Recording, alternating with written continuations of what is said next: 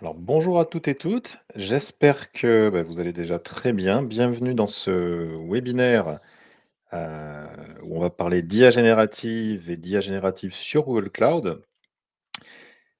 Je vois que vous êtes déjà une vingtaine à vous être connectés. On attend pas mal de monde, on attend une petite centaine de personnes. Donc on va laisser tranquillement tout le monde s'installer et nous rejoindre, vu que le webinaire ouvrait à 11 heures. Voilà, donc je vois que les personnes montent. Je vais en profiter pour, vous expliquer un petit peu comment marche, l'outil. Donc là, vous êtes sous un outil qui s'appelle Rimo et vous devriez normalement m'entendre et voir des slides. Vous avez un petit bouton, en haut à droite qui est le chat. Donc vous pouvez, nous laisser un message et interagir. Déjà, dites-nous si, tout est bon en termes de connexion dans le chat, si c'est OK pour vous, vous entendez bien, vous voyez bien les slides. Top, je vois pas mal de pouces qui se lèvent, c'est que ça marche bien, génial. Vous avez également quelques boutons à côté, un Q&A, donc si vous avez des questions, ça sera plus pratique d'utiliser, l'onglet Q&A que le chat pour que justement on puisse, inventorier toutes les questions et y répondre progressivement.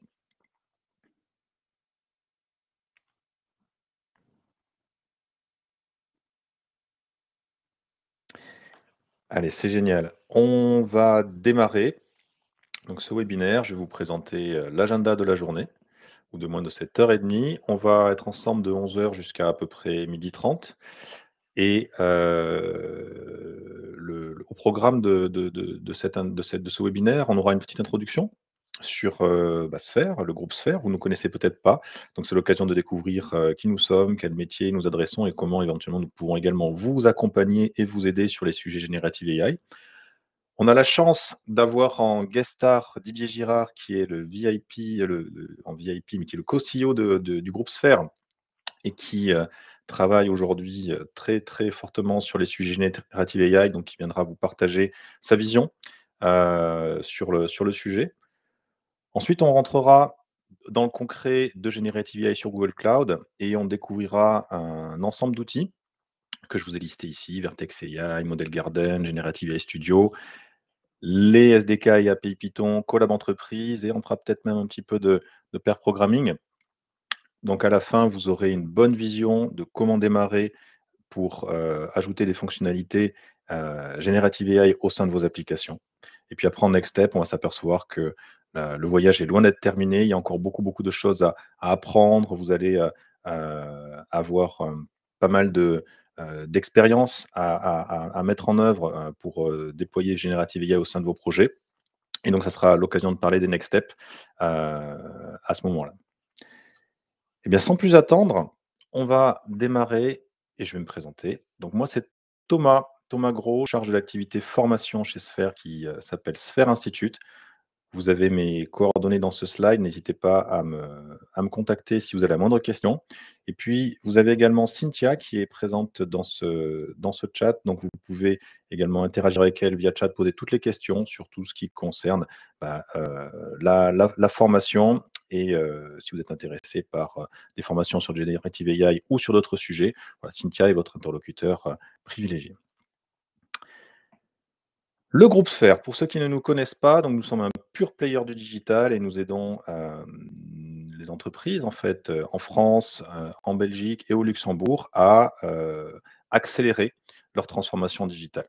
Donc le groupe Sphère aujourd'hui, c'est 850 consultants et 100 millions d'euros de chiffre d'affaires et c'est 3 métiers complémentaires. Donc vous avez une entité de conseil au niveau stratégique qui s'appelle WenVision, où on va aider les entreprises à penser, leur système d'information du futur. Vous avez l'entité Sphère, qui est l'entité à travers laquelle nos experts vous accompagnent dans la création et dans l'implémentation technique de vos projets. Et puis vous avez Sphère Institute, qui est l'entité formation et qui organise aujourd'hui ce webinaire, à travers laquelle vous pourrez suivre des formations officielles, par exemple, notamment toutes les formations du catalogue Google Cloud, mais pas que. Des formations sur l'IA générative, des formations sur la data, sur le cloud, sur l'infrastructure, sur DevOps. On a un catalogue, je pense, très fourni sur tous les sujets, d'actualité, pour lesquels nos clients entreprises souhaitent développer de fortes compétences. Un petit mot sur notre partenariat avec Google Cloud. Aujourd'hui, on va parler d'IA générative, mais d'IA générative dans Google Cloud. Le groupe Sphere, c'est un des premiers partenaires de Google Cloud depuis 15 ans. Donc on a accompagné Google Cloud dès le début, notamment sur les sujets, BigQuery, Compute Engine au tout début du cloud. Et vous voyez, donc c'est un voyage de 15 ans qui nous amène aujourd'hui à voir beaucoup d'awards, notamment, cette année, le award du meilleur partenaire service. Également énormément de certifications de sphériens qualifiés pour vous accompagner techniquement sur vos projets. Aujourd'hui, c'est plus de 230 certifications techniques. Nous avons formé plus de 12 000 personnes sur Google Cloud avec notre équipe de 28 traîneurs. Voilà. Donc, c'est un historique et un pool de compétences extrêmement solide sur Google Cloud, sur toutes les dimensions de cet hyperscaler.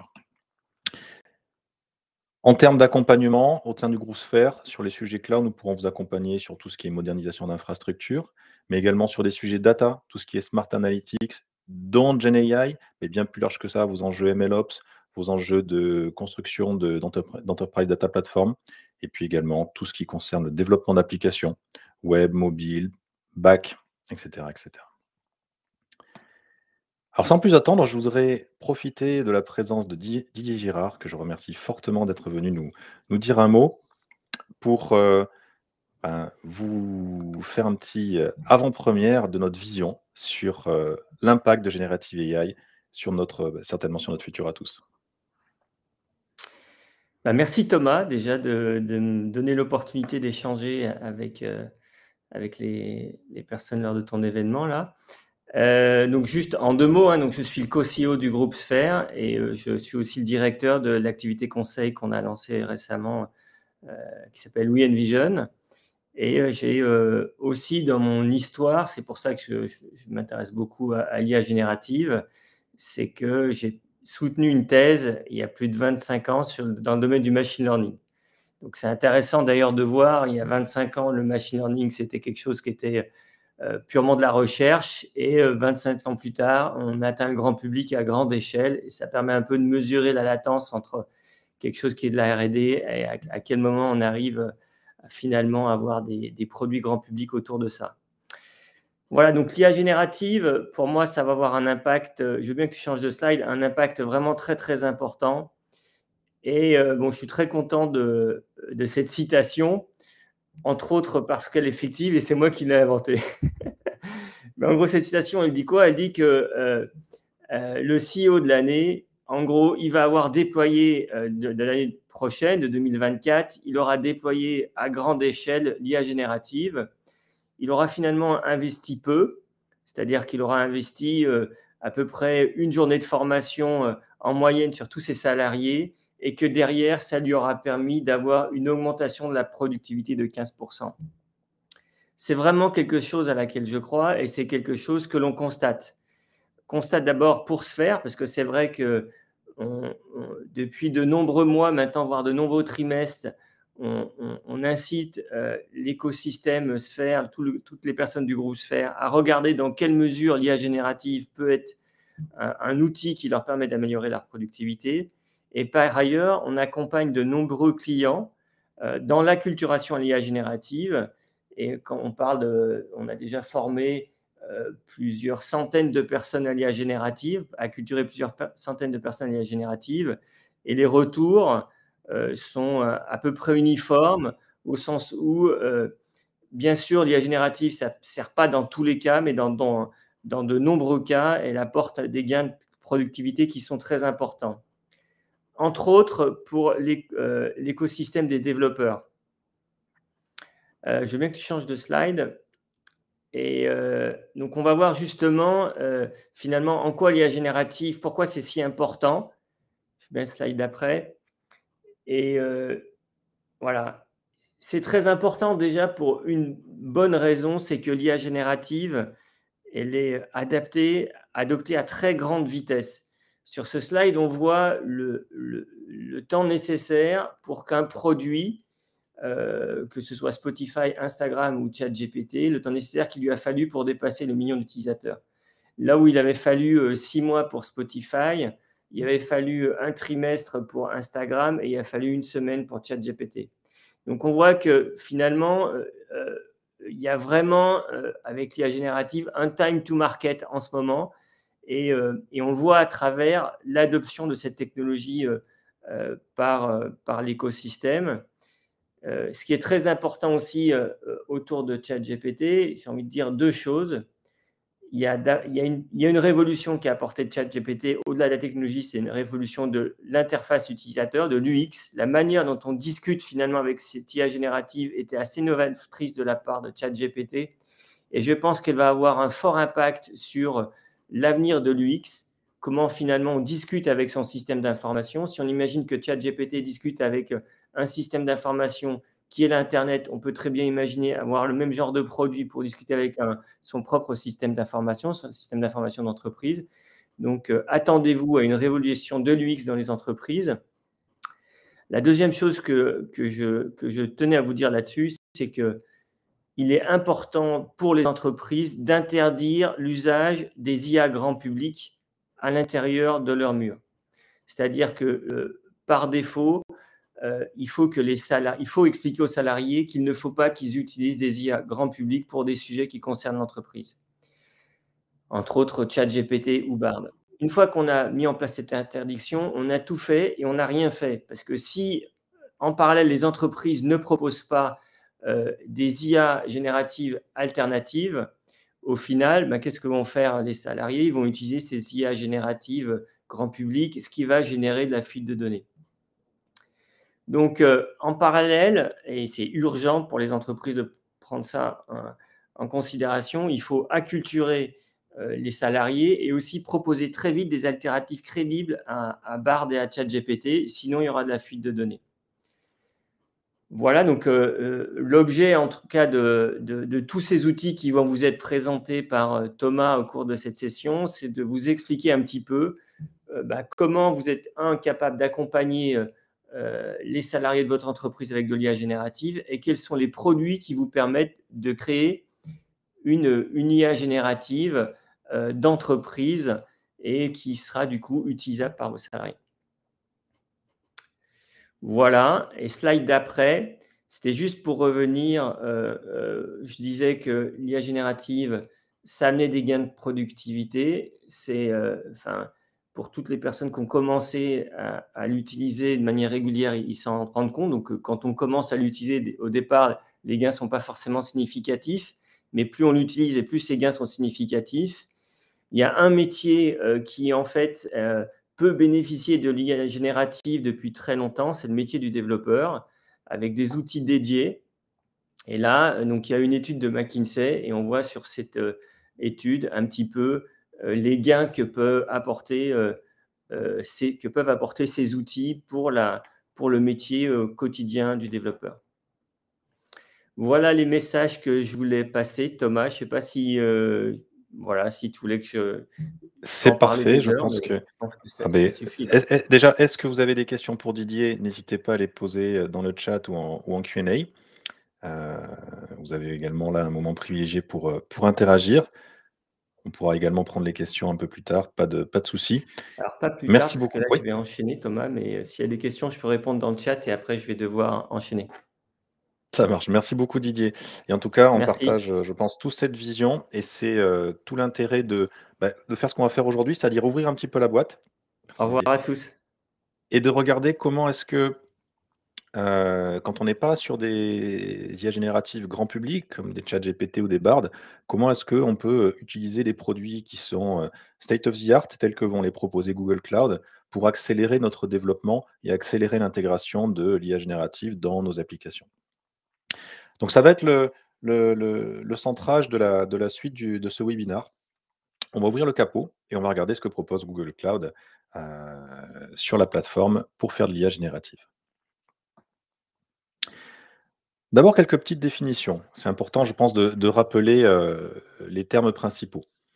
Quand on parle d'IA générative, on va parler d'intelligence artificielle, qui est déjà un mot très large, mais qui est orienté pour un certain nombre de cas d'utilisation. Dans l'IA générative, le but du jeu, c'est de générer du contenu, générer du texte, générer des images ou générer d'autres médias. Et pour ça, on a développé ce qui s'appelle des modèles, qui sont des algorithmes en fait, qui sont spécialisés dans ce type de tâches.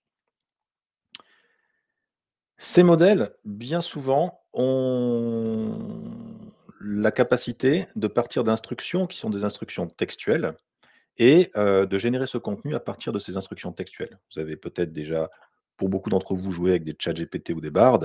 Heu, on saisit du texte que l'on appelle un prompt et ce prompt va être interprété pour, derrière, produire du contenu. Donc ça peut être, «Génère-moi une image avec, un joli soleil sur une plage, en été», ou ça peut être: «Écris-moi le contenu de ma prochaine présentation». C'est un peu l'idée derrière ce type de modèle. Donc ces modèles qui travaillent sur du texte et qui sont entraînés sur des volumes massifs de texte ont un nom, ils s'appellent des Large Language Models, des LLM. Donc je utiliserai souvent cet acronyme dans cette formation. Alors les LLM, ils ont une caractéristique, c'est, d'être construits par un petit groupe d'entreprises aujourd'hui qui ont de gros moyens. Parce qu'il faut être capable de générer de grandes quantités de données, enfin, de collecter de grandes quantités de données et de les préparer pour entraîner des modèles. Ce sont des modèles qui sont souvent volumineux, qui ont beaucoup de paramètres à ajuster, qu'on va appeler des poids, et qui sont entraînés et qui sont contrôlés avec des méthodes qui sont, avancées, mais qui demandent aussi du temps et de l'énergie. Et pour la petite histoire, on a un certain nombre d'architectures, c'est-à-dire de concepts dans cet algorithme qui ont récemment fait très fortement avancer, ces technologies, et notamment le concept de transformer. Dans les slides que vous récupérez en follow-up de ce webinaire, vous retrouverez un petit peu d'informations, dans les liens. Alors l'IA générative, du coup, ça va permettre d'ouvrir la porte, le champ des possibles de énormément de use cases. Ça va vous permettre d'apporter beaucoup plus de valeur, beaucoup plus rapidement, aux projets sur lesquels vous travaillez. On peut imaginer une nouvelle expérience de recherche dans nos applications, une nouvelle capacité pour naviguer dans toute l'information, et la base de connaissances de nos entreprises, pour extraire de l'information, de manière très efficace à partir de très gros volumes de données complexes. Ça peut être aussi un super asset pour améliorer l'expérience utilisateur, avec des expériences, par exemple, en ligne très interactives, conversationnelles. Ça peut être également l'occasion, bah, de produire du contenu de manière beaucoup plus efficace. Texte, code, image, ça peut être des contenus marketing, ça peut être des contenus, commerciaux, ça peut être des contenus, pour tous les corps de métier, en fait, de l'entreprise. Et puis derrière, vous avez la capacité, bah, d'aller personnaliser, les résultats et d'aller contrôler les résultats de ces algorithmes, ces modèles de de machine learning de type LLM. C'est en train, très clairement, c'est une vague qui est très rapide et qui est en train de révolutionner beaucoup d'industries. Alors comme l'a dit Didier, quand on parle d'IA générative, il faut avoir en tête qu'il y a 2 types d'offres aujourd'hui sur le marché. Il y a une offre grand public pour les consommateurs qui vont vouloir interagir avec une interface conversationnelle très, très simple. Donc on va par exemple parler de Bard qui est l'environnement que Google met à disposition pour ses clients. Donc vous voulez, comme marqué dans le slide, vous voulez planifier un trip de 3 jours en Patagonie, vous voulez écrire un poème, vous allez directement vous connecter sur Bard, taper du texte, taper un prompt et Bard va vous générer du contenu. Un des inconvénients de ça, c'est que du point de vue d'une entreprise, vous n'avez pas un certain nombre de garanties qui sont nécessaires. Qu'est-ce qui se passe avec vos données? Comment contrôler les coûts de l'usage de ces outils? Comment intégrer ces outils dans nos applications? Comment contrôler les accès, à ces outils, qui en sont faits par les salariés de l'entreprise, voire même par l'extérieur? Comment garantir la pertinence et l'exactitude des données qui sont, et des résultats de ces algorithmes de machine learning? Et ben ça, il va nous falloir une autre gamme de produits qui vont justement répondre à ces critères et apporter ces garanties, et ces fonctionnalités pour les entreprises. Donc c'est tout l'intérêt des offres comme celle dont on va parler, Vertex AI dans Google Cloud, qui vont vous permettre et sur lesquelles vous allez vous appuyer pour développer des applications de type entreprise. Alors Vertex AI, puisqu'on en parle, historiquement, c'est une plateforme beaucoup plus large que l'IA générative. D'ailleurs, l'IA générative s'est greffée dans Vertex AI relativement récemment en termes de, fonctionnalités presque prêtes à l'emploi pour les développeurs, comme vous allez le voir dans quelques instants. Vertex AI, c'est une plateforme qui va vous permettre d'entraîner et de déployer vos modèles de machine learning potentiellement à très grande échelle. et du coup de construire des applications qui vont être, sous-tendues par des fonctionnalités, issues de ces modèles-là.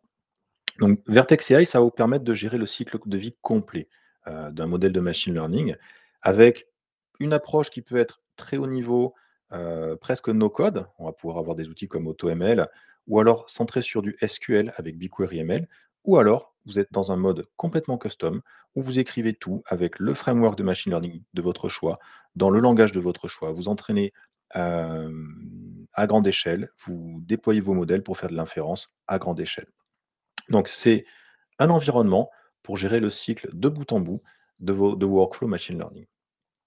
Et puis Vertex AI, aujourd'hui, présente de nouvelles fonctionnalités que l'on va aborder dans ce webinaire, qui vous permettent justement d'accélérer le développement de vos applications dans un contexte où vous souhaitez utiliser l'IA générative. Alors dans ce slide, vous avez une vue, résumée de l'ensemble des fonctionnalités de Vertex AI qui vont concerner l'IA générative. Et donc on va en détailler certaines dans ce webinaire. Vous avez un socle qui est le socle infrastructure de Google Cloud, qui va vous mettre à disposition de la puissance de calcul, voire même de la puissance de calcul spécialisée avec des accélérateurs qui permettent de faire des calculs dédiés pour entraîner les modèles de machine learning. On va parler de GPU, on va parler de TPU. Vous allez également avoir des socles pour stocker, préparer, transformer vos données. Vous allez avoir des socles également de sécurité, vous allez également avoir des socles de réseau, etc. Donc toute une infrastructure sur laquelle va se baser l vos workflows machine learning dans le cadre de l'IA générative. Sachez que dans Google Cloud, si vous avez regardé les annonces qu'il y a eu à Next très récemment, vous avez la capacité d'avoir, des technologies telles que les, accélérateurs NVIDIA H100, qui est une capacité assez unique au monde, et vous avez un partenariat très fort avec NVIDIA qui a été opéré, avec Google Cloud justement, pour permettre aux entreprises d'entraîner elles-mêmes leur propre modèle de LLM à grande échelle. Ensuite, basé sur cette infrastructure, vous allez avoir différentes couches qui vont vous permettre d'aller plus vite, dans l'intégration de l'IA générative. Donc on va parler de Model Garden, qui va être un repository de modèles prêt à l'emploi. On va avoir une plateforme qui va vous permettre de valider, et d'ajuster les modèles de machine learning, qui va vous permettre de connecter, vos modèles d'IA générative à des sources de données, pour qu'on ait de l'information qui soit, rafraîchie, qui soit fraîche en fait, dans les prédictions. Vous allez avoir également des couches un peu plus haut niveau comme Search et Conversation qui vont vous permettre d'implémenter directement soit des chatbots ou des agents conversationnels, avec le moindre d'effort, le moins proche du code possible, soit des moteurs de recherche de qualité Google dans vos applications. Et puis après, vous avez des solutions plus haut niveau, pour des industries, comme Contact Center, comme Document AI. Voilà. Donc c'est toute une stack avec différents niveaux de granularité, différents niveaux de finesse, et vous pouvez à travers cette stack créer des applications basées sur l'IA générative, soit très, très proches du code, soit très, très proches du matériel, soit sur des use cases plus haut niveau avec, des environnements managés et low code, no code. Alors quand on parle d'IA générative, je vous en ai dit un mot tout à l'heure, on parle de très, très gros modèles, et en fait, l'IA générative, c'est un réel challenge pour beaucoup d'entreprises. Construire et opérer des modèles d'IA générative, c'est très coûteux, ça demande beaucoup d'énergie, et c'est un challenge d'ingénierie pour faire fonctionner ces infrastructures. Vous avez en gros des modèles qui prennent énormément de place, qui sont entraînés très longtemps sur des très, très gros volumes de données. À titre d'exemple, si on prend un GPT-4 qui sous-tend, les versions avancées de ChatGPT, il n'y a pas vraiment d'informations complètement publiques, mais il est estimé qu'il y a plus de, 1 000 000 et quasiment 2 000 000 de paramètres, qui constituent cet algorithme et qui doivent être entraînés, ajustés sur des volumes de données massifs pour produire, les résultats que produit ChatGPT aujourd'hui. Et quand on a demandé à Sam Altman quel est le coût du training de ChatGPT et si entraîner le modèle GPT-4, coûtait environ 100 millions de dollars, il a exprimé que c'était plus que ça. Donc vous imaginez les moyens et les ressources qu'il faut aujourd'hui déployer avec l'état des connaissances actuelles et des technologies actuelles pour entraîner un modèle, de machine learning comme GPT-4, c'est à la portée de très, très peu d'entreprises. La bonne nouvelle dans l'histoire, c'est qu'on va pouvoir se baser sur des modèles qui sont déjà entraînés à grande échelle, donc dont le coût d'entraînement et de l'effort d'ingénierie a été, pris en charge d'une certaine manière par des entreprises comme Google Cloud, et vous allez pouvoir se baser sur ces modèles-là, pour les utiliser directement ou pour les ajuster pour répondre à vos use cases. Donc vous allez vraiment avoir cette, charge en fait, temps, budget, et ingénierie qui va être, réduite, voire même disparaître complètement en fonction de votre use case, et ça, c'est vraiment une très, très bonne nouvelle. Donc Google met à disposition de ses clients, un ensemble de modèles sur lesquels vous allez pouvoir vous appuyer pour implémenter et intégrer l'IA générative au sein de vos applications. Vous avez une famille de modèles, qui sont très clairement, concurrents avec des GPT, qui s'appellent PaLM 2. Donc PaLM 2, c'est un modèle d'IA générative, un modèle de machine learning qui a des capacités de production de contenu, par exemple de production de texte, de production, pourquoi pas, de code, et cetera, à partir d'inputs qui sont des prompts qui peuvent être dans plusieurs langues. Donc ChatGPT est très performant quand vous lui parlez en anglais, quand vous lui parlez en français, quand vous lui parlez espagnol, quand vous lui parlez en chinois, et cetera. Donc ChatGPT, PaLM 2, c'est capable de vous produire, un peu comme vous pouvez être familier justement avec un ChatGPT, générer du texte. Générer du texte à partir de prompts texte simples, mais à partir de conversations de chat. C'est aussi capable de vous produire ce qui s'appelle des embeddings et des embeddings multimodaux. ChatGPT, c'est un modèle que vous pourrez utiliser avec plusieurs, facettes, plusieurs tailles de modèles. L'intérêt, c'est que vous allez avoir un compromis entre la pertinence de votre modèle et la vitesse d'exécution. Demander à un modèle d'IA générative de générer du contenu, bah, ça va prendre plus ou moins de temps si votre modèle est plus ou moins complexe. Il y a tout simplement plus ou moins de calculs à faire. Mais vous avez des chances qu'un modèle plus complexe soit plus pertinent et plus complet dans les réponses qu'il vous apporte. Donc c'est un compromis.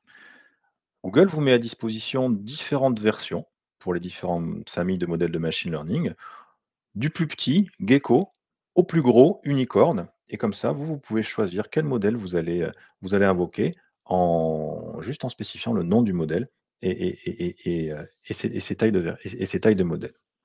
Ces modèles évoluent dans le temps. Google les améliore en continu et vous allez aussi pouvoir choisir des versions, quand vous allez interroger vos modèles. Donc vous pourrez dire: «Voilà, je veux faire une production de contenu, je veux générer des articles, c'est potentiellement du contenu qui est assez long, il me faut un modèle qui soit un peu gros, qui génère du texte et je voudrais pouvoir contrôler la version de modèle pour pouvoir répliquer, en fait, ce que je suis en train de produire». Donc vous allez choisir un modèle texte avec la taille Bison et avec la version 0.1. Donc c'est typiquement ce genre de choix qui sont au final très simples. Vous choisissez le modèle, sa taille et sa version que vous allez pouvoir opérer. Et dans beaucoup de cas, ça sera quasiment uniquement ça que vous aurez à faire. En termes de spécialisation, vous allez aussi avoir fourni par Google des modèles qui sont du Palm 2 qui est adapté à certaines industries. Donc aujourd'hui, vous avez Palm 2 qui est adapté pour tout ce qui est problématique liée à la santé. Et vous avez Palm 2 qui est, aussi adapté pour tout ce qui est problématique liée à la sécurité. Gardez en tête également que ces modèles-là, pas tous aujourd'hui, mais progressivement, on peut imaginer qu'ils le seront, vont être, qu'on appelle tunable. C'est-à-dire que vous allez pouvoir les adapter pour qu'ils vous fournissent des réponses plus précises par rapport à vos données et vos contextes d'entreprise. Des modèles entraînés par Google seront toujours des modèles qui ont un certain, qui sont généraux dans un certain sens, même s'ils sont entraînés sur des très, très gros volumes de données. Ils vont peut-être pas connaître votre vocabulaire métier, ils vont peut-être pas connaître exactement la manière dont vous voulez que les réponses, en fait, soient produites. Donc c'est ça, le fait de pouvoir tuner, ajuster les modèles de machine learning. Donc ce que vous comprenez à ce niveau-là, c'est que Palm 2, c'est un modèle qui va servir de fondation pour vos programmes, d'IA générative. Et ce modèle de fondation va vous permettre de produire, bah, du texte via une interface type chat, une interface type, texte, ou de produire ce qui s'appelle les embeddings pour ceux qui connaissent le sujet. Palm 2 n'est pas le seul modèle de machine learning ou la seule famille de modèles de machine learning qui sont mis à disposition par Google Cloud. Et vous allez avoir des modèles qui vont être un peu plus spécialisés sur des tâches telles que le travail sur les images. Donc vous avez un modèle qui s'appelle Imagen, qui va vous permettre de générer des images, d'éditer des images ou de poser des questions sur des images. Vous avez un modèle comme Chirp qui va vous permettre de faire du speech to text, c'est-à-dire de récupérer de la parole et de générer le texte qui correspond aux phrases qui ont été dites par un utilisateur. Et bien évidemment, vous avez dans l'autre sens, vous avez des modèles qui permettent de faire du text to speech pour rendre la parole à vos applications. Et puis vous avez Codé ou Cody, excusez la prononciation. Cody, c'est un modèle de machine learning qui va vous permettre de développer de manière plus productive. C'est un assistant de code. Vous allez pouvoir générer du code, vous allez pouvoir générer de la documentation, vous allez pouvoir poser des questions sur votre code. Alors tous ces modèles, la question que vous allez vous poser, c'est: «OK, j'ai plein de modèles, j'aimerais pouvoir les utiliser. Je veux générer des images, je veux générer du texte, je veux faire des conversations, introduire des conversations dans mon application. Comment est-ce qu'on peut faire?» Google Cloud vous met à disposition une sorte de repository qui va vous permettre de découvrir, de tester, voire même de customiser et voire même de déployer facilement ces modèles de machine learning. Donc, quand vous allez démarrer sur l'IA générative dans Google Cloud, l'endroit dans lequel il va falloir aller fouiller, c'est Model Garden. C'est vraiment très simple, vous avez une petite capture d'écran sur le côté, on va y aller. Je vais vous faire une petite démo de Model Garden. Vous allez pouvoir avoir accès à tous les différents modèles. Vous aurez une petite fiche résumée de ce que fait chaque modèle. Ça s'appelle une carte de modèle.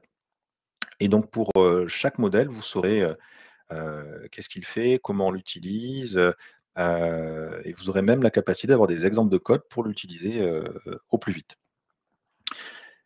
Et à partir de cette interface, on va le voir, on pourra rentrer sur la customisation de modèles, sur le tuning de modèles, voilà.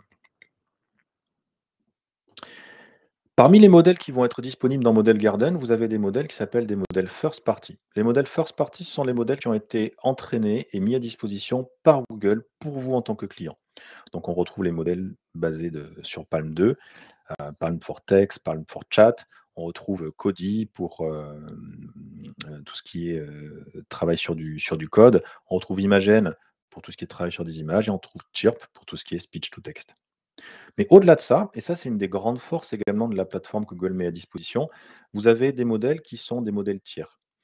Aujourd'hui, vous avez de nombreux modèles open source et des modèles open source state of the art. Vous avez peut-être entendu parler des modèles d'IA générative que Meta a open sourcé, notamment le modèle Llama. Donc vous avez Llama 2 avec différentes versions qui sont disponibles. Vous avez également les modèles Falcon et ont été préannoncés des modèles qui ne sont pas forcément open source, comme Anthropic Claude 2. Donc vous allez avoir vraiment cette bibliothèque de modèles, ce jardin de modèles qui va s'étendre, s'étoffer dans le temps. Et aujourd'hui, vous n'avez pas, voilà, pas beaucoup de concurrents. Je vois qu'il y a une question dans le chat qui dit: «Est-ce qu'il y a des concurrents de Vertex AI?» Pour moi, aujourd'hui, vous n'avez pas vraiment de concurrents qui ont ce niveau d'ouverture et ce niveau de complétude en termes de fonctionnalité.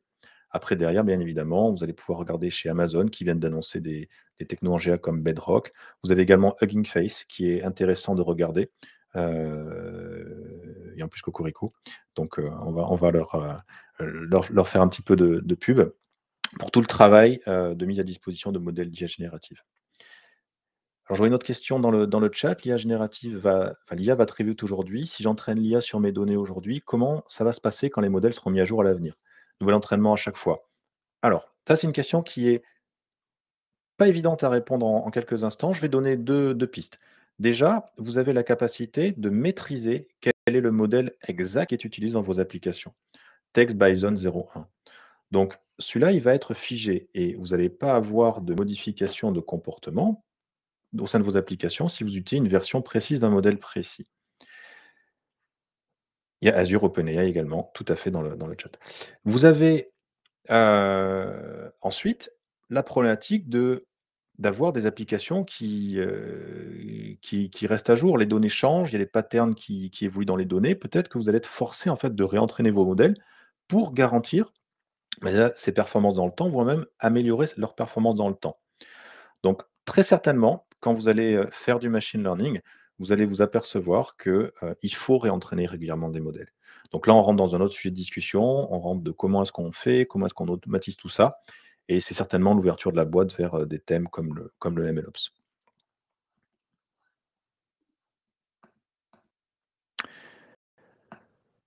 Donc, on va voir dans Vertex AI pour que vous compreniez comment ça fonctionne dans la console de Google Cloud. Et on va aller parcourir Model Garden. Donc là, ici, je suis sur mon dashboard Google Cloud et vous avez l'ensemble des produits et des services qui va être accessible de plein de manières, soit via le menu côté gauche, soit directement en utilisant la barre de recherche. Voilà, hop, ici. Et vous pourrez rentrer dans Vertex AI. Donc Vertex AI, c'est un sous-ensemble de fonctionnalités de Google Cloud dédié à vos workflows de modèles de machine learning. C'est une interface qui change beaucoup en ce moment, notamment via il y a un run très fort de Google pour, ajouter des fonctionnalités d'IA générative dans vos applications. Vous retrouverez Model Garden sur le côté. Donc voilà, donc là on se retrouve dans l'interface de Model Garden. L'interface de Model Garden va vous permettre donc de naviguer à travers tous les modèles fondations ou autres qui sont proposés par Google pour vous en tant qu'utilisateur. Ce que vous pouvez, regarder, c'est que les modèles sont classés par modalité. Donc on a des modèles qui permettent de travailler sur du langage, sur de la vision, sur des données tabulaires, sur des documents, sur la parole, sur la vidéo. Par tâche, et donc là, vous retrouvez un ensemble de use cases liés au machine learning en général et pour beaucoup à l'IA générative, notamment de génération de contenu, de classification, d'extraction de contenu, de reconnaissance de contenu, de traduction, de génération d'embedding. Et puis, vous avez aussi des modèles qui ont différentes caractéristiques. Pour certains, il y a déjà une API qui est disponible. Vous n'aurez pas besoin de déployer vous-même le modèle. Le déploiement est déjà fait. Vous pouvez interroger immédiatement les modèles. Des modèles qui sont open source, des modèles qui sont directement avec un support notebook. On reparlera des notebooks tout à l'heure. Donc, vous pouvez directement ouvrir des exemples de code et essayer d'utiliser ces modèles. Des modèles qui permettent de faire un déploiement en un seul clic pour être intégrés dans vos applications ou d'autres workflows liés à votre machine learning. Côté droit, vous avez le résultat des modèles filtrés, donc on n'a pas de filtre actif au départ. Et vous voyez par exemple que vous avez différentes cartes. Donc une carte pour Palm 2. Palm 2, ça va être notre modèle qui va nous intéresser pour aller travailler sur du langage naturel et générer, pourquoi pas, du contenu textuel, faire de la classification, de l'extraction d'informations, du résumé, de la génération de code. On utilisera, nous, Palm 2 un peu plus tard dans ce webinaire, sur une démo où on ira résumer le contenu d'un document PDF, qui est un des use case que moi, typiquement, j'utilise dans le cadre de l'activité formation chez Sphere. Donc, comment est-ce que ça se présente, une carte de modèle? C'est très simple, hein, vous le voyez. Vous avez une description, vous avez quels sont les use cases qui sont pertinents pour ce modèle. Gardez en tête que les modèles sont plus ou moins spécialisés sur certaines tâches. Donc peut-être que Palm 2, en soi, ce modèle-là va être intéressant pour travailler sur la génération de contenu, mais peut-être moins sur la génération de code. Et vous allez avoir un autre modèle qui sera plus optimisé, plus spécialisé sur la génération de code. Et donc si vous scrollez un peu plus bas, vous allez retrouver voilà, plein d'exemples dans la fiche du modèle pour savoir comment l'utiliser. Et nous, on va utiliser du code similaire un peu plus tard pour exécuter ces modèles. Vous avez également de la documentation sur les différentes versions. Quelles sont les versions qui sont les dernières versions? Est-ce qu'il y a différentes tailles et est-ce que ça va avoir différents impacts dans vos applications? Un autre exemple de modèle, et là on va aller voir un modèle open source. Donc on va pouvoir chercher Lama et Code Lama. Donc je vous ai parlé du modèle de Meta tout à l'heure, avec des fiches qui sont relativement similaires, avec une explication des variantes et puis avec une explication de comment est-ce qu'on va pouvoir le déployer, vous retrouvez toutes les licences, etc. Donc c'est vraiment un environnement assez complet pour découvrir et utiliser des modèles de machine learning dans vos applications. Donc je vous laisserai explorer les plus de 100 modèles qui sont disponibles dans Vertex AI à travers Model Garden. Ce que l'on va avoir également, c'est la capacité de produire nos propres modèles de machine learning. Donc on est assez hors topic de ce webinaire aujourd'hui qui est un niveau d'introduction, mais en tout cas sachez que vous pouvez entraîner vos propres modèles et vous pouvez aussi ajuster vos modèles d'IA générative à partir de plusieurs modèles de base Et donc, vous aurez aussi ces modèles accessibles dans un modèle de registre que vous pourrez utiliser pour trouver vos modèles. Donc, premier point important aujourd'hui pour les entreprises qui veulent intégrer l'IA générative, c'est partir d'un modèle fondation. Si vous avez des modèles qui sont suffisamment performants et sur lesquels vous allez pouvoir vous baser.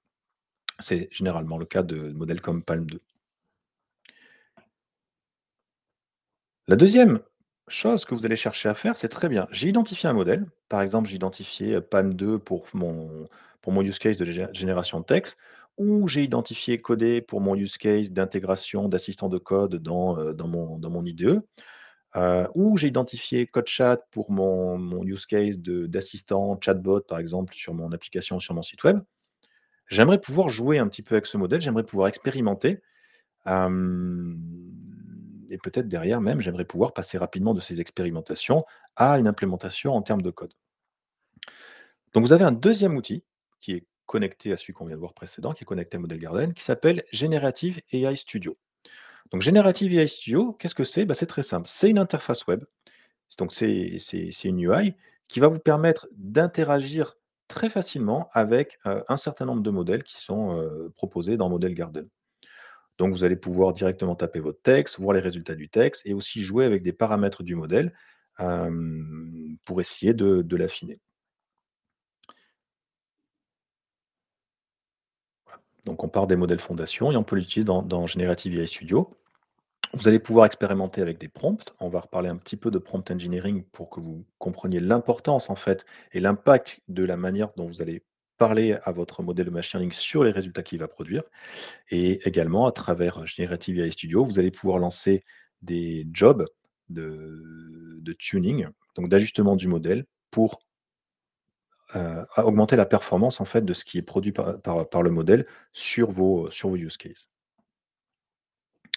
Et puis voilà, dans Generative AI Studio, vous allez voir, on va pouvoir exporter le code directement pour démarrer très vite sur l'expérimentation de l'intégration de ces modèles dans nos applications.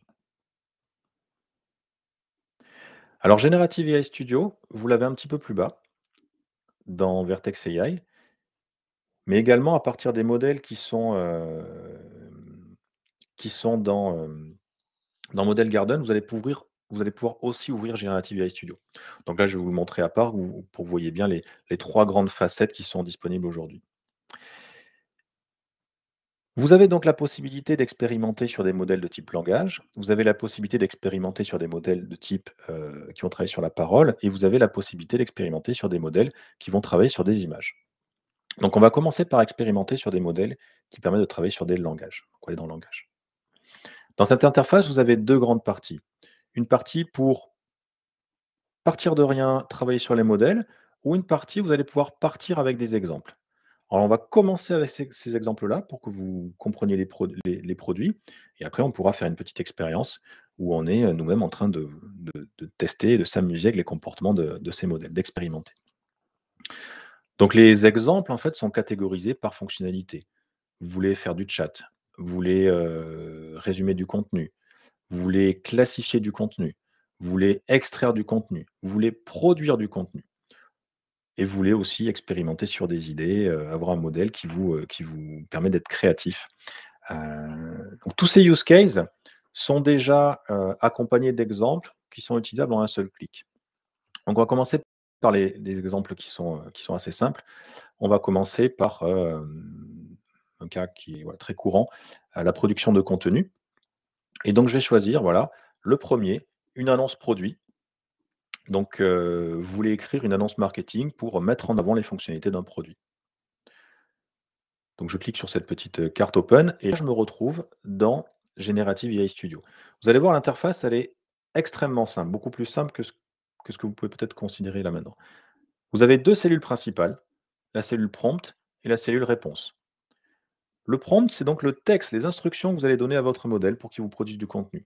Donc vous voyez ici, l'instruction, c'est, je vais grossir un peu, c'est peut-être un peu petit sur l'écran, c'est généralement un pitch marketing pour la description du produit en dessous, et je veux que tu me génères un paragraphe. Attention, je veux que tu n'utilises que l'information qui est dans le texte fourni. Donc là, vous avez un petit texte marketing enfin une fiche produit sur le Pixel 7 de Google. Quand vous avez tapé ce prompt, vous allez vouloir invoquer votre modèle pour qu'il vous génère du contenu. Donc vous cliquez sur Submit. Quand vous cliquez sur Submit, vous allez faire un ping-pong entre le modèle d'IA générative et cette interface-là. On attend un petit peu et vous allez avoir une réponse qui est produite. Donc voilà, votre texte marketing a été généré. On introduit le tout nouveau Pixel 7 Pro avec un design raffiné, des matériaux recyclés, etc., etc. C'est un super téléphone. Donc vous avez vu, pour utiliser un modèle d'IA génératif qui va produire du contenu dans Vertex AI, en environnement sécurisé, avec toutes les contraintes d'entreprise, avec des datas qui restent à vous et qui ne sortent pas en fait, qui ne sont pas utilisées par Google pour entraîner vos modèles de machine learning. Donc tout ce contexte entreprise, bah, ça vous a pris à peu près 5 secondes. Ça, c'est vraiment très, très intéressant. On peut aller facilement expérimenter avec d'autres modèles. On peut se dire: «Bah, tiens, je voudrais faire un chatbot pour mon service client». Donc vous avez un exemple pour le chatbot service client. On va aller le voir. Je vais dézoomer un peu, hop. Donc on est sensiblement dans le même contexte, avec une petite subtilité, c'est qu'un chatbot, c'est une conversation. Donc ça va être pas un seul ping-pong, mais ça va être plein de ping-pong parce qu'on va lui parler à ce modèle d'IA générative et il va se souvenir du contexte sur lequel on est en train de parler pour continuer la discussion. Donc vous voyez ici sur le côté, voilà, ben, plusieurs échanges. J'ai un utilisateur et une IA. L'utilisateur dit: «Voilà, je veux retourner une commande. Quelle est la politique de retour de commande?» Et pouf, voilà la réponse du chat. L'utilisateur dit: «OK, mais j'ai posté ma commande il y a 30 jours, est-ce qu'on peut m'aider à faire une exception?» Boum, voilà la réponse du chat: «Je comprends, et cetera, je serais super, content de vous faire une exception». Vous pouvez continuer la conversation. «Thank you. Can you, repeat, the phone number, please?» Et donc là, le modèle d'IA générative va se servir du contexte précédent et de la base sur laquelle il est entraîné, peut-être affiné, pour nous, fournir la conversation. Donc on arrive à créer très facilement des interfaces conversationnelles qui sont, assez bluffantes de réalisme. Donc vous avez toujours un prompt, mais qui ce coup-ci devient, avec un niveau un peu plus avancé d'interactivité, surtout multitour. Dans ce genre de cas, vous pouvez préciser également un contexte qui va influer sur la manière dont le modèle va répondre. Donc là, vous dites: «Voilà, tu es un représentant du service client de telle entreprise». On lui explique, voilà quelle est la politique de retour, voilà, des retours et des échanges dans les 30 jours, et cetera, et cetera. Et ça, ce contexte-là, ça va aider les réponses du modèle. Donc vous voyez que c'est très facile de créer un modèle, de type agent conversationnel pour, répondre à des questions service client, en précisant un contexte pour que le modèle génère des réponses dans le cadre de ce contexte. Vous avez également quelque chose dont je ne vous ai pas parlé jusqu'à maintenant et qui était aussi possible dans l'exemple précédent où on générait du contenu. Vous allez pouvoir fournir des exemples à votre modèle. Donc là, on commence à rentrer dans un domaine qui s'appelle le prompt engineering. Le prompt engineering, qu'est-ce que c'est? Bah, c'est un petit peu l'art de donner des bonnes instructions, de décrire des bons prompts pour que notre modèle, pour qu'on arrive à cadrer les réponses et qu'elles soient pertinentes. Donc là, on va pouvoir donner un ensemble d'exemples de voilà ce que dit l'utilisateur et voilà ce que le chatbot est censé répondre. Parce qu'on peut se poser la question, mais comment mon agent conversationnel connaît mon numéro de téléphone, par exemple? Bah, tout simplement parce qu'on a donné ces exemples. On a dit: «Voilà, si l'utilisateur dit qu'il a eu un incident de voiture, voilà le type de réponse que tu peux donner». Et là-dedans, on a par exemple le numéro de département, le numéro de téléphone. Donc vous allez pouvoir construire et rajouter, hein, il suffit de rajouter une ligne utilisateur et une ligne IA, un ensemble de questions-réponses, un ensemble d'exemples en fait pour votre modèle pour guider et ajuster ses réponses. Donc là, on est plutôt sur des interfaces de type chat. Bien évidemment, vous avez la latitude de partir, non pas sur des modèles qui sont, où il y a déjà des exemples, mais de créer un prompt à partir de rien. Et donc vous le retrouvez ici. Vous avez text prompt, vous avez text chat. Allons dans text prompt et je vais dire voilà, tiens, je vais le dire en français, génère un article sur, l'IA générative. Je soumets ce prompt, qui est très simple. On a une requête, une petite latence le temps que le modèle, exécute le calcul et nous retourne la réponse et vous avez, voilà, à partir des données sur lesquelles le modèle a été entraîné, la génération, d'un article. Donc vous derrière, vous allez pouvoir ajuster le prompt. On va pas faire un cours sur le prompt engineering, mais je veux par exemple, génère on peut dire: «Génère un tweet», ça va nous générer beaucoup moins de caractères, ce genre de choses, ou spécifier qu'on veut un paragraphe, tant de caractères. Donc là, vous avez vu le coup, vous commencez à voir comment ça fonctionne.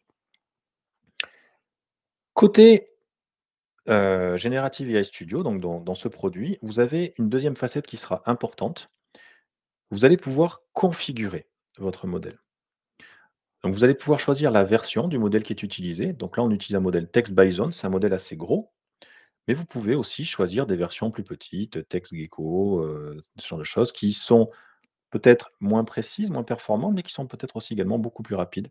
Donc en fonction des use cases dans lesquels vous êtes, vous pourrez choisir. Et puis vous allez pouvoir choisir des hyperparamètres. Alors on ne va pas rentrer dans ce niveau de détail, mais vous vous doutez bien qu'il y a un certain, niveau de rigidité ou d'aléa dans la réponse de votre modèle de machine learning. Ça, vous allez pouvoir le régler. Est-ce que vous voulez quelque chose qui est très prévisible en fait, ou est-ce que vous voulez quelque chose qui est très aléatoire? Donc vous avez tous les hyperparamètres classiques dans l'usage des large language models qui sont bien évidemment, présents et sur lesquels vous allez pouvoir expérimenter.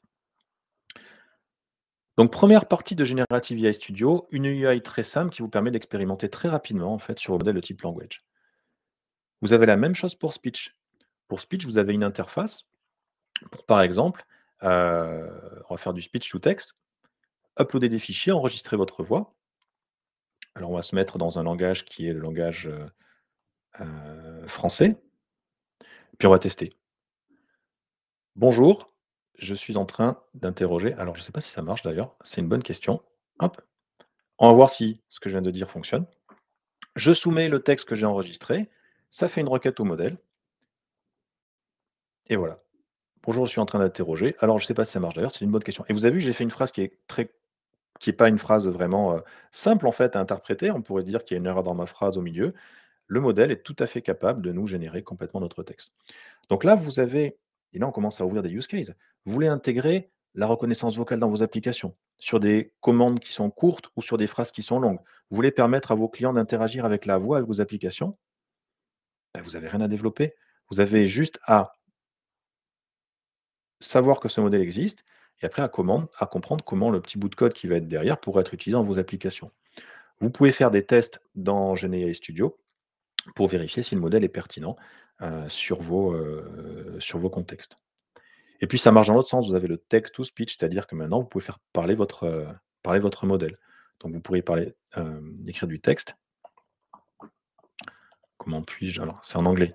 Ici: «Hello, how can I help you?» et vous allez pouvoir soumettre ce texte-là. Je ne sais pas si vous entendez la voix dans Remo. Mais là, le modèle vient de me parler et de me générer exactement, avec une voix anglaise, féminine, le contenu. Alors, dans l'interface Generative AI Studio, vous avez que 3 options, de langue, mais en pratique, vous avez des dizaines de langues qui sont couvertes, dont bien évidemment le français. Heu, c'est juste que l'interface ne vous permet pas de faire ça. Dernière partie de Generative AI Studio, vous avez une partie de travail sur les images. Alors, c'est des fonctionnalités qui sont en train d'être implémentées, et d'être, construite en fait par les équipes de Google Cloud. Donc toutes les fonctionnalités sur les images ne sont pas accessibles à tous les clients. Par exemple, la génération d'images aujourd'hui, il vous faut un accès, de confiance, donc il faut demander un accès et les équipes Google vont vous l'attribuer au cas par cas pour l'instant. Ça sera en general availability dans quelques semaines ou quelques mois. J'ai pas de roadmap en tête, mais vous allez pouvoir, voilà, générer des images un peu comme le faire à mi-journée. Par contre, sur des données qui sont, des données qui sont vos données d'entreprise avec, voilà, un vrai contrôle et tous les features entreprises nécessaires. Pareil, vous allez pouvoir éditer des images, modifier les images. Ce qui fonctionne aujourd'hui, par exemple, c'est enfin, de manière grand public, c'est le fait de pouvoir uploader des images et d'avoir des commentaires. Donc je vais uploader une image et je vais générer la légende de cette image, par exemple. Donc voilà, j'ai 2 poissons qui nagent chacun dans un background noir. Je peux poser des questions sur une image. Je peux lui dire: «Combien? How many fishes, are, in the image?» Alors je poste en anglais, mais voilà. Donc il me dit qu'il y a 2 poissons. Bah, je vais dire: «Combien il y a de voitures maintenant? How many cars?» Bah, il y en a zéro. On va tenter. Quelle est la couleur?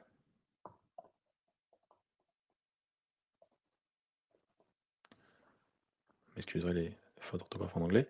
Voilà, blue, red and white. Donc vous voyez, c'est assez impressionnant en fait cette capacité d'interroger, de parler avec, ce modèle pour, comprendre ce qu'il y a dans les images. Peut-être que là, vous êtes en train d'imaginer beaucoup de use cases, que vous pouvez utiliser dans vos applications d'entreprise. Donc là, ce sont les modèles produits par Google, ce sont les modèles fondation de Google, Palm, Imagen, Chirp, mais vous allez pouvoir, pas dans Generative AI Studio, mais à travers Model Garden dont on a parlé précédemment, bah, déployer les autres modèles, les open source, les third party et les utiliser. Donc à ce stade, on sait identifier les modèles et on sait expérimenter sur nos modèles. Donc on a déjà bien avancé, on est prêt en fait maintenant, on aimerait pouvoir intégrer ces modèles dans nos applications. Alors pour ça, il faut comprendre deux trois concepts qui sont très, très simples. Quand vous allez vouloir intégrer un modèle dans une application, le modèle, il n'est pas hébergé dans votre application. C'est des gros modèles, ils vont être hébergés dans le cloud pour la plupart. Même si certains modèles peuvent être, embarqués, de manière plus light, mais ça, c'est un autre sujet. Globalement, ces gros modèles d'IA génératifs comme, les modèles de la famille de Palm vont être hébergés dans Google Cloud et vous allez faire des requêtes pour les interroger. Donc ces modèles vont exposer une sorte d'adresse, un endpoint, que vous allez pouvoir appeler pour les interroger. Vous avez par exemple en bas de ce slide un exemple d'URL. C'est contextuel à votre projet, c'est contextuel à un endroit du monde dans ce modèle est déployé et vous allez pouvoir faire une demande de prédiction, voilà, dans ce cas-là, à texte bison. Donc le premier truc qu'il faut avoir en tête, c'est que les modèles sont associés à des endpoints et vous allez interroger ces endpoints. Pour interroger ces endpoints, vous avez plein de manières de faire. Mais ça va se faire via du code. Alors, ce que je vous ai montré précédemment, c'est une interface graphique qui fait ces appels pour vous et qui vous permet d'expérimenter facilement sans avoir besoin de coder. Au moment de l'intégration, il faut coder. Donc là, vous avez plusieurs choix. Vous avez mis à disposition par Google différents, librairies Python. Il y en a une ou dans d'autres langages. Il y en a une en Python qui est un, SDK et qui vous fournit des fonctionnalités très haut niveau. Donc vous n'avez pas un niveau de granularité très fin, mais par contre, ça vous permet de couvrir la plupart des use cases de votre, workflow machine learning. Par exemple, je veux, faire ce qu'on a fait précédemment, je veux, utiliser, TextByzon pour générer le résumé d'un article ou je veux utiliser CodeChat pour, créer un bot qui permet de gérer le service client. Ça le fait très, très, très bien. Si vous voulez avoir accès à des fonctionnalités un peu plus affinées, certains modèles qui ne sont pas encore exposés à travers ce SDK, ou si vous ne voulez pas programmer en Python, vous voulez programmer en Java, vous voulez être en JavaScript par exemple, sous Node.js, vous voulez faire du Go, vous allez avoir des librairies clients, qui sont disponibles et sur lesquelles vous allez pouvoir vous appuyer. Peut-être que plus tard, d'autres langages seront supportés pour l'IA générative. Aujourd'hui, c'est 4 langages, mais sachez que sur Vertex, en tout cas sur tout le reste des fonctionnalités de Vertex, il y a d'autres langages qui sont supportés dans les librairies. Ouais. Et puis, si vous êtes dans un autre langage, ou que vous n'êtes pas satisfait en fait de la manière dont ces librairies fonctionnent, ça ne correspond pas à vos besoins, vous pouvez directement faire des appels REST, HTTP sur les API Google ou faire des appels, RPC dessus. Donc voilà, donc ces trois grandes, approches techniques pour coder, et parler avec vos modèles d'IA génératifs. Alors, comment est-ce qu'on peut passer du code, ou de nos premières briques de code, enfin de nos modèles, de nos expériences à nos premières briques de code? Bah, c'est vraiment très, très simple. Dès, que vous êtes en train d'expérimenter dans Generative AI Studio, vous allez avoir un bouton View Code qui va vous présenter le code correspondant à l'expérience que vous êtes en train de faire. Donc ici, on avait un chatbot, vous cliquez sur le bouton View Code et vous avez tout le code qui vous permet de dire: «Voilà, comment est-ce que je me connecte à mon modèle? Comment est-ce que je lui envoie mes requêtes?» et même tout ce que vous étiez en train d'expérimenter dans vos prompts. Donc là, vous voyez, on a un message: «Salut, salut, comment ça va? Bien merci, quel temps fait-il?» Bah, il fait 10 degrés à Paris, il pleut.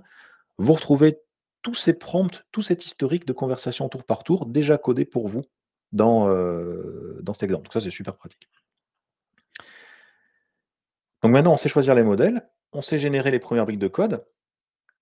Avec quel outil on code? Vous avez un ensemble d'outils qui sont fournis dans Vertex AI qui vont vous aider à accélérer, surtout si vous voulez avoir une approche basée sur, une interface web interactive, que beaucoup certainement ici connaissent, qui est un dérivé des notebooks Jupyter. Donc vous avez dans Vertex AI, aujourd'hui, la capacité de démarrer en fait, hein, de coder avec très peu de clics dans un environnement Jupyter, avec 2 types de produits. Collab Entreprise et Workbench AI. Alors historiquement, c'était Workbench AI qui était disponible.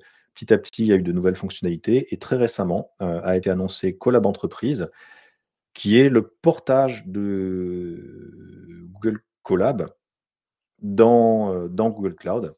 Et donc ça apporte, des capacités de travailler de manière collaborative dans des notebooks managés, sans, vous préoccuper, réellement de l'infrastructure qui est derrière. C'est un clic et vos notebooks sont disponibles avec, toute la garantie sécurité, toute la garantie de compliance de Google, et le fait, voilà, de pouvoir partager des notebooks entre des personnes bien cibles au sein de votre entreprise.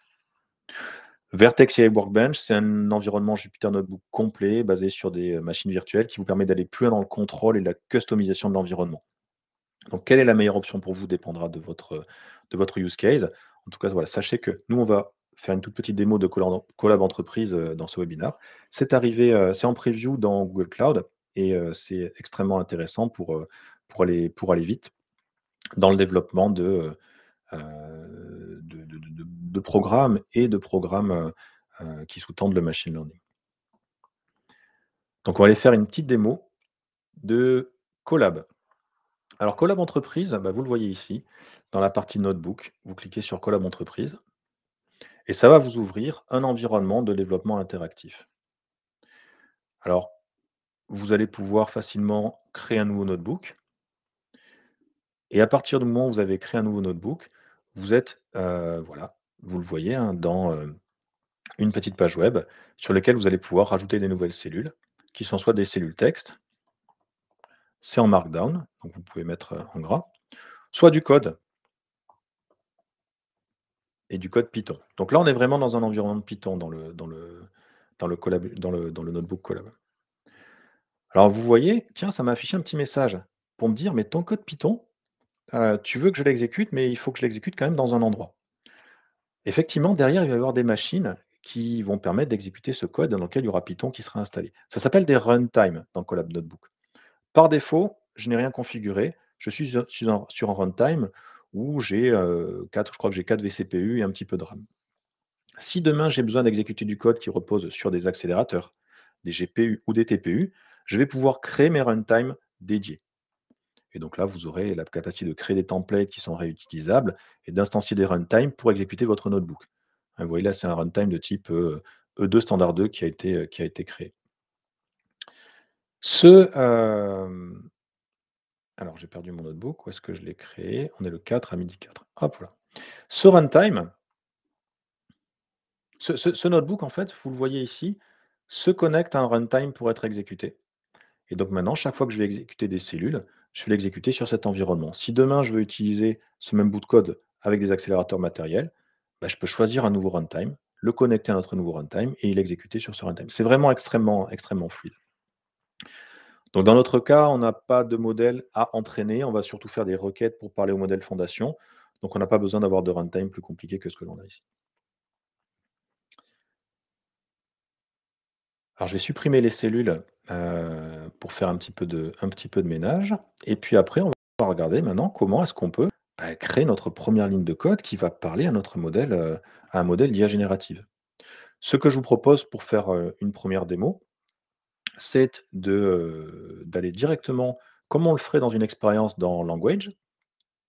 Alors je vais ouvrir un autre onglet. On va revenir dans Generative AI Studio. On va prendre un exemple de prompt. Par exemple, on va prendre le prompt que l'on a utilisé tout à l'heure, qui était le product announcement, et de dire voilà, je veux faire exactement cette requête où je pars d'un contenu qui est une fiche descriptive de produit et je génère une description de produit, mais pour le coup, je veux exécuter du code pour pouvoir l'intégrer dans mon application. Eh bien, c'est très simple. Vous avez le bouton View Code ici. Et ce bouton View Code va vous donner alors différentes variantes. Un exemple de code Python pour utiliser dans n'importe quel programme à travers le SDK, donc le SDK haut niveau. Donc vous voyez cet exemple de code-là. Je ne vais pas le commenter maintenant, je le commenterai juste après. Si vous travaillez en environnement Colab, dans lequel vous allez pouvoir vous authentifier directement sur Google Cloud, parce que oui, pour faire des appels à ces modèles de machine learning, il faut être authentifié. Vous avez directement le code pour Colab, donc on va pouvoir le prendre directement, c'est celui-là qu'on va utiliser. Et si jamais vous ne voulez pas utiliser du code Python, mais que vous voulez faire un appel bas niveau via une API REST, eh ben, vous allez pouvoir prendre ce code-là et vous allez pouvoir l'invoquer dans vos applications. Donc je vais prendre le code Colab. Je vais repartir dans mon notebook Jupyter qui correspond à mon programme. Et là, je vais pouvoir commencer à expérimenter avec du code. Je vais exécuter cette cellule. Je vais regarder s'il ne me manque pas un morceau. C'est possible, on est en live, on ne sait jamais. Et il me manque donc un morceau avec, hop, il y a un petit bout qui ne marche pas sur ce modèle. Voilà. Ça aurait été trop beau. Et donc, vous voyez la réponse du modèle à la prédiction. Donc, ce qu'on a fait là, c'est vraiment avoir une base de code qui est fonctionnelle et qui me permet directement d'interagir avec mon LLM dans mon application. Il ne vous reste plus qu'à construire l'application autour de ça. Vous avez tout ce qui permet de faire l'appel via du code. Donc, vous avez vu, c'est extrêmement fluide, en fait, extrêmement simple de passer d'un modèle fondation à son intégration dans votre base de code. Je vais vous commenter rapidement les quelques points essentiels de ce petit bout de code. Vous avez besoin d'initialiser un environnement Vertex AI à partir duquel vous allez pouvoir faire justement des requêtes au modèle. Donc dans Google Cloud, vous devez utiliser des ressources dans un projet et les ressources, elles sont dans un data center quelque part dans le monde. Donc vous allez spécifier à la fois le projet dans lequel vous allez consommer des ressources et donc être facturé, et puis où dans le monde se trouvent les ressources que vous allez vouloir mobiliser. Ensuite, la librairie Python, elle vous donne directement des fonctionnalités haut niveau pour appeler certains types de modèles. Vous voulez appeler des modèles de famille de génération de texte, ou de chat, ou de génération d'images. Vous aurez un objet directement utilisable. Par exemple, ici, c'est texte génération modèle. Donc, vous allez construire une représentation de votre modèle à partir d'une version de votre modèle. Nous, on veut un modèle texte, bison. Vous aurez pu mettre texte, gecko, vous aurez pu mettre texte, en fonction de la taille des modèles. Et vous pouvez même spécifier les différentes versions. Alors, ce n'est pas exactement comme ça, excusez-moi la syntaxe, c'est un truc du genre, pour spécifier les différentes versions. Quand vous ne mettez pas de version, vous prenez la dernière version. Donc, par rapport à la question qu'il y avait dans le chat, si vous voulez du contrôle, peut-être choisissez une version. Une fois que vous avez votre objet modèle, la librairie de haut niveau vous facilite la vie. Vous n'avez plus qu'à faire modèle.predict, qui prend deux choses. Qui prend votre prompt, donc là on retrouve la fiche produit, et qui prend également les hyperparamètres qui permettent de configurer le comportement de votre modèle de machine learning lorsqu'il va faire une prédiction. Donc vous retrouvez ce que vous avez vu dans l'interface, que je n'ai pas commenté, mais pour ceux qui connaissent la température, le top key, et puis le maximum output token. Je vais juste commenter le mot token, parce que c'est important peut-être pour la compréhension générale. Un token, c'est un bout de texte. C'est un certain nombre de caractères ou de mots, et vous allez avoir un certain nombre de tokens que vous pouvez utiliser en entrée de votre modèle, et vous allez avoir un certain nombre de tokens que votre modèle pourra générer. Et aujourd'hui, tout le challenge, c'est d'avoir des modèles qui permettent de prendre beaucoup de contexte en entrée, donc beaucoup de tokens en entrée, et de vous retourner un grand nombre de tokens en sortie potentiellement pour pouvoir générer du texte long, de qualité. Une fois que vous avez construit votre modèle à partir d'une version .predict, c'est extrêmement simple. Vous récupérez un objet réponse et vous n'avez plus qu'à, dans ce cas-là, c'est du texte, à afficher le texte de la réponse. Donc voilà comment vous allez pouvoir intégrer très facilement une API d'IA générative basé sur un modèle fondation fourni par Vertex AI dans vos applications. À ce niveau-là, vous êtes sur des modèles qui sont les modèles fondation et vous allez pouvoir faire du prompt engineering directement dans votre code en ajustant les prompts, en étant un petit peu malin pour interroger votre modèle.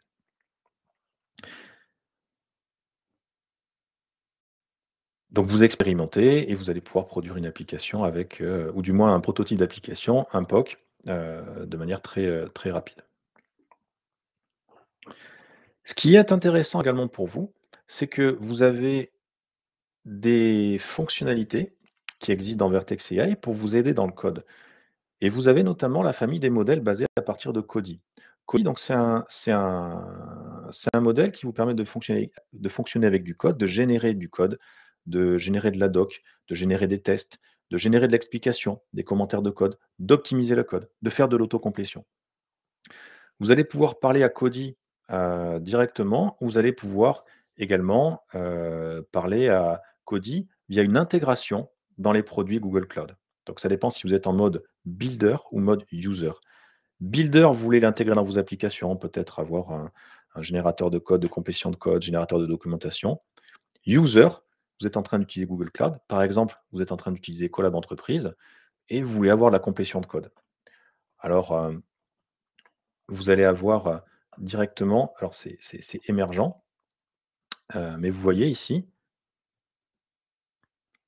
dans mon environnement CodeLab, j'ai une complétion de code avec une suggestion de code qui est apparue. C'est typiquement l'implémentation de Duet AI, et donc de Cody derrière, parce que c'est le modèle qui sous-tend la génération de code dans Duet, au sein de Colab. Donc ça, vous pouvez l'intégrer dans vos propres produits, en parlant directement au modèle, ou si vous utilisez Google Cloud, vous allez pouvoir avoir dans énormément de produits, en fait, aujourd'hui, l'intégration de Duet AI en natif. Donc c'est super sympa pour accélérer le développement. Et donc par exemple, disons que moi j'ai besoin de faire une petite application web qui va, me permettre de faire des prédictions de générer du contenu à partir d'un modèle de machine, learning de type Bison.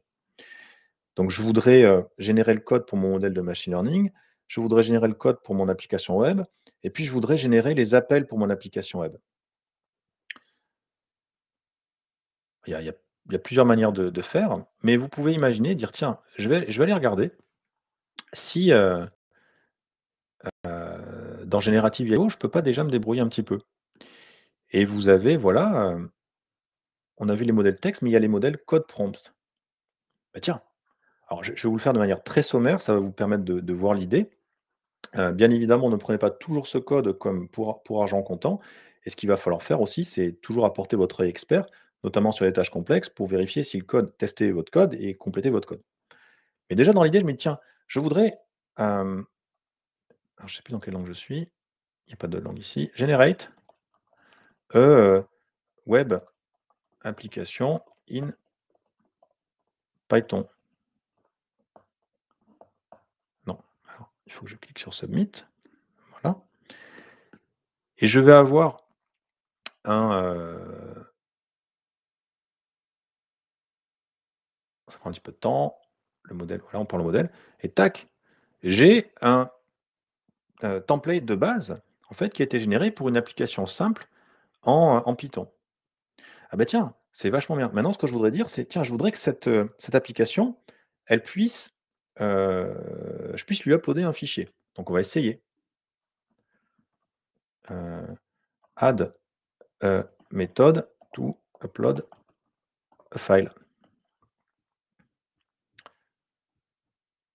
Hop, je soumets. Donc là, je suis pas en mode conversation, je suis en mode, je fais un prompt et j'ai un résultat. Mais vous voyez, ça m'a créé une méthode pour, charger un fichier. Derrière, je vais dire, name the method. Alors là, il l'a appelé upload file. Je vais l'appeler, summarize PDF.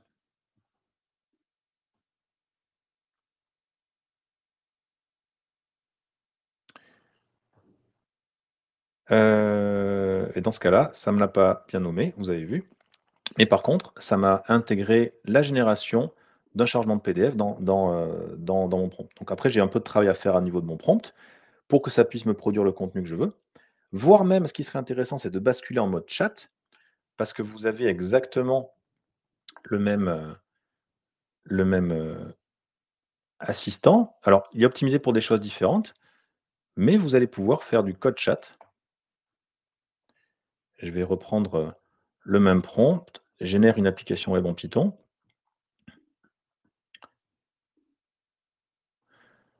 Voilà.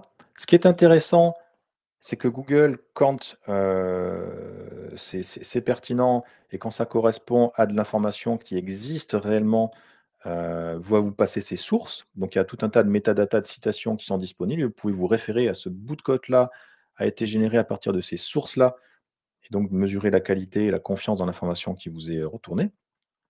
Et puis après, là, vous pouvez itérer. Donc j'ai créé un petit bout de code. Je veux ajouter une méthode pour uploader un fichier. Donc je refais exactement le même use case, sauf que là, je suis dans une conversation avec mon agent conversationnel. Donc voilà. Et le contexte, en fait, continue. Au fur et à mesure où je vais poursuivre la conversation, il va se baser sur ce qui est précédent. Donc voilà, donc il m'a pris l'exemple précédent et il m'a rajouté une méthode pour uploader un fichier. Et là, on peut retenter. Name the méthode summarize PDF. On va voir quel est le résultat et sinon, voilà, on fera du prompt engineering, mais vous voyez le coup. Voilà, il m'a fait le même comportement. Donc il faudrait jouer avec les hyperparamètres, jouer avec ce genre de choses. Donc c'est plutôt très, très intéressant. Derrière, si vous dites, voilà, je veux appeler cette application web, generate a curl commande. Donc curl, c'est un outil en ligne de commande qui permet d'envoyer des requêtes HTTP to call the Python web application and upload a file. Donc vous allez voir que directement, ça va vous générer l'invite de commande curl qui va permettre de parler à votre application Flask et d'uploader un fichier sur cette application. Et là, vous êtes en train d'avoir un vrai assistant de code avec qui vous pouvez faire du pair programming. Alors, il faut le contrôler, il faut vérifier, mais vous allez pouvoir aller très, très, très, très vite. Et donc, en combinant la génération de code qui vient de Vertex AI, en combinant Generative AI Studio sur les différents modèles, en combinant Cody qui vous permet de produire du code, vous arrivez à itérer très vite et produire des applications extrêmement simplement. C'est ce que j'ai fait en préparation de ce webinaire. Et je vous, pour information, vous montrer un petit use case. C'est pas ici, c'est ici. Voilà. Qui est déjà codé, mais que j'ai codé en 5 minutes. Allez, 10. Et justement à partir de Cody et de Generative AI Studio. Donc moi, mon but du jeu, dans le use case que je vais vous montrer ici, c'est de dire, voilà, alors je vous expliquais, moi je m'occupe de l'activité formation chez Sphere. Donc on a un site en ligne qui s'appelle Sphere Institute et qui pousse toute notre offre de formation, tous nos programmes. Donc dans ce site en ligne, par exemple, je peux chercher Generative AI. J'ai un moteur de recherche et je vais tomber sur tous les cours Generative AI. Donc c'est cool, je vois qu'il y a un cours pour apprendre d'une journée à coder en fait des chats interactifs avec Generative AI Studio. Je vais dans ce cours, j'ai la fiche descriptive, c'est vachement bien. Je peux voir quelles sont les sessions, je peux m'inscrire et je peux télécharger le programme. Donc quand je télécharge le programme, j'ai un fichier PDF qui contient ce programme. Un de mes use cases que j'ai au quotidien, moi, c'est dire, mais j'ai rentré mes programmes, c'est beaucoup de boulot. Maintenant, ce que je voudrais, c'est pouvoir faire des résumés, faire des posts LinkedIn, faire des tweets, à partir de ce programme-là, et je voudrais être assisté. Donc le use case, c'est très, très simple. Il faut que j'arrive à récupérer un programme en PDF, que je prenne le texte de ce programme, que je parle à Palm, à travers les modèles, pour lui dire, génère-moi un post LinkedIn, génère-moi un post Twitter, génère-moi un résumé du programme, génère-moi les hashtags. Toutes ces questions, je pourrais lui poser pour accélérer en fait ma productivité, mon marketing, etc. Vous allez voir, c'est extrêmement simple à faire. Donc, qu'est-ce que j'ai fait?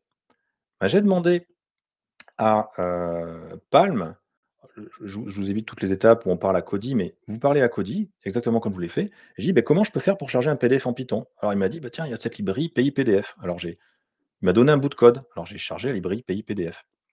C'est super facile. J'ai pris l'exemple de code. Je suis parti vérifier parce qu'il me donnait une version antérieure de cette librairie, pour avoir la doc de la librairie moderne, mais OK.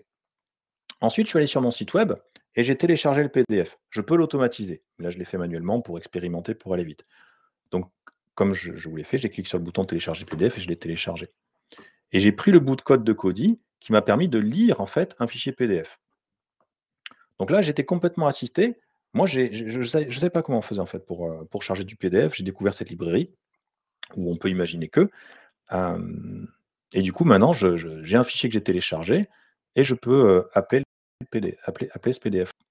Je vois bien maintenant que j'ai extrait le texte du PDF sur une page et un peu plus bas, bah, j'ai extrait le texte du PDF sur toutes les pages. Donc j'ai tout le contenu de mon document PDF. Ça, il m'a fallu 5 minutes pour le coder avec l'assistant de code Kodi qui m'a expliqué comment je pouvais faire ces opérations, comment je pouvais joindre une liste de textes en Python, ce genre de choses.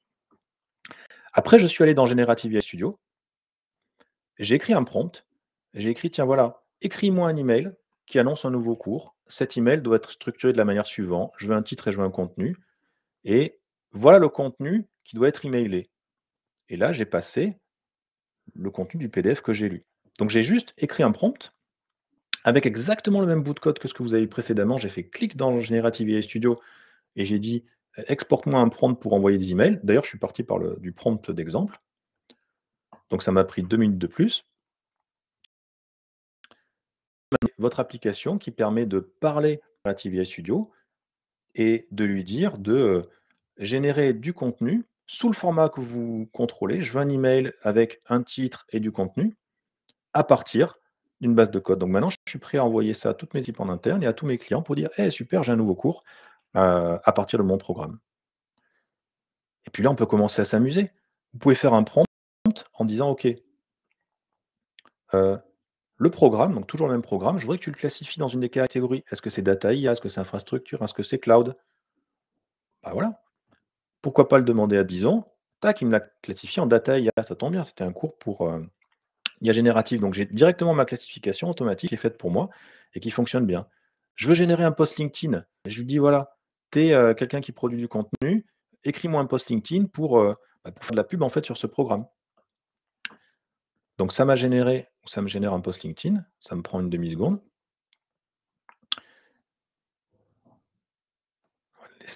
On va le laisser arriver, voilà.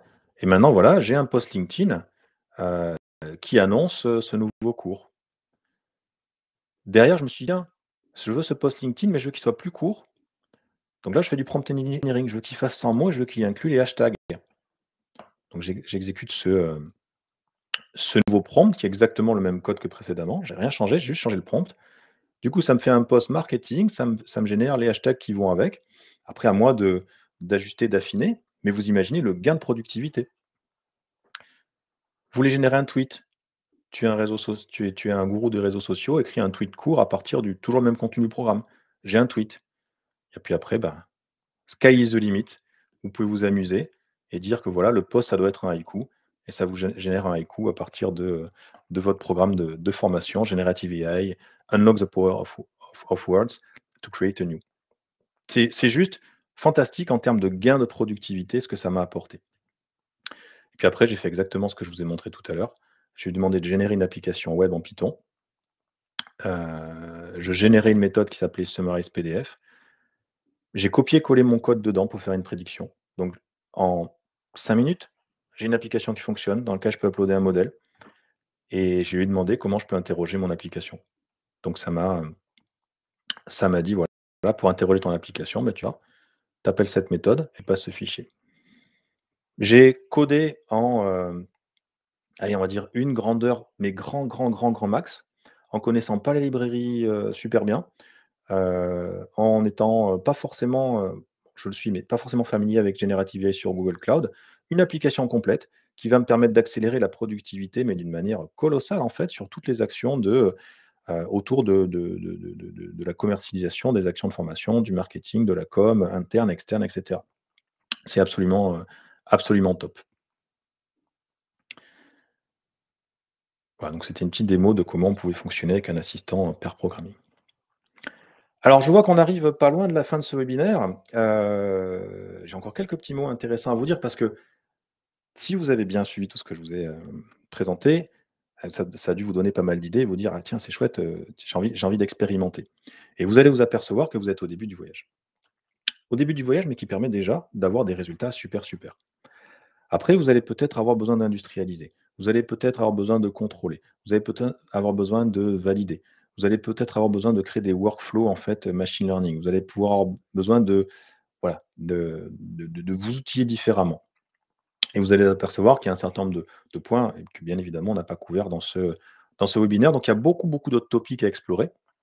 Dans les slides, vous trouverez d'ailleurs un truc intéressant. Il y a un post de Google qui est sorti cette semaine, justement sur le cycle de vie d'un modèle de fondation et qui déjà vous éclaircit en fait les briques suivantes en fait, sur lesquelles vous allez pouvoir travailler pour industrialiser votre développement. Je voulais également vous partager quelques informations. Donc, Didier Girard, qui est le co-CEO de Sphère et directeur WeEnvision, vous a partagé sa vision en fait de l'IA générative. Sachez qu'il y a un super asset qui est produit par WeEnvision, qui est un livre blanc. Vous pouvez y aller, téléchargement libre, il n'y a même pas de formulaire. Pour justement avoir une bonne vision de quelles sont les solutions sur le marché. Il y avait un commentaire dans le code, dans le chat à ce sujet. Donc les solutions sur le marché, résumé et classement autour de l'IA générative pour les différents use cases. Et ce type de documents sont updatés tous les 6 semaines pour justement vous permettre d'avoir des choses fraîches dans un environnement qui va très très vite. Autre ressource intéressante, peut-être que vous avez envie de vous former. Donc, on a aujourd'hui à notre catalogue 5 cours qui vont vous permettre de travailler sur du machine learning au sein de Vertex AI dans Google Cloud. 4 qui sont vraiment très spécifiques à GenAI. Comment est-ce qu'on crée des applications texte, comment on crée des applications chat, comment est-ce qu'on exploite Model Garden sous plein de facettes avec des modèles first party, third party, etc. Et comment est-ce qu'on est bien sûr que nos modèles produisent des résultats de qualité et comment est-ce qu'on peut les contrôler. Donc tout ce qui est IA responsive. Vous avez un cours de 5 jours qui concerne le machine learning sur Google Cloud et qui vous permet d'aller au-delà de l'IA générative et d'entraîner de bout en bout des modèles de machine learning custom dans Google Cloud. Donc tous ces cours-là sont disponibles directement sur ce lien. Et puis vous avez notre site web, un catalogue évidemment bien plus riche de ressources autour de formations techniques. On est aussi prêt à vous accompagner sur tout votre voyage IA générative de bout en bout. Alors qu'est-ce que ça veut dire? Ça veut dire qu'aujourd'hui, on travaille avec de nombreux clients au niveau C-level pour définir la stratégie. On travaille sur l'acculturation et l'enablement au sein de l'entreprise.